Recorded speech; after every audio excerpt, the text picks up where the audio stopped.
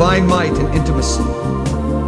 Colossians 1:9-11. For this reason, we also do not cease to pray for you, to ask that the people of God in your midst would be filled with the knowledge of God's will, with all wisdom and spiritual understanding. That the people of God in the church that's gathered in this city would walk worthy of the Lord, fully pleasing Him,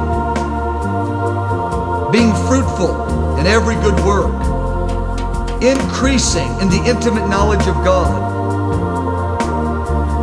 strengthened with divine might, according to the glory of God's power, resulting in patience, in long suffering, with the joy of God, even in the midst of trials and tribulations.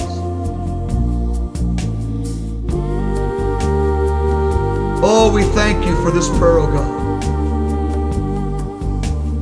I ask you, as Paul did for that city, for the people of God in this city, I ask for the leadership of this church, that they would be filled with the knowledge of your will.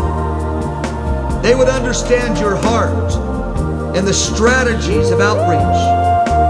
They would know the knowledge of your will and the building of the people of God in prayer and intercession and fasting. They would be filled with your precise understanding of how to establish the people in community, how to meet their needs. God, fill the leadership with spiritual wisdom and understanding. Grant us spiritual wisdom. Grant us the application of that which you give us. Give us the interpretation of spiritual understanding. Give us the specific, wise application of that which you reveal to us. We ask, O God, for divine might. Make this church a church of might. Cause this church to rise up in power and in fullness. Let its people walk in the fullness of all of your ways in our midst. I ask that this might would be established through intimacy with your Son. Cause us to be fruitful in every ministry endeavor. We ask you to prune back, to cut off those activities, O God, that distract from the life of God in this place. We ask to be fruitful in every good work. Oh, above all things, in the outworking of this ministry, we ask for the release of the knowledge of God. Our spirits long to know the fresh touch of intimacy with Jesus when we labor to do your will. We ask for the increase of the knowledge of Jesus in our inner man.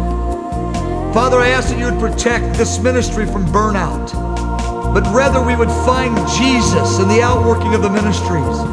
We would minister Jesus. We would experience Jesus. We would communicate Jesus.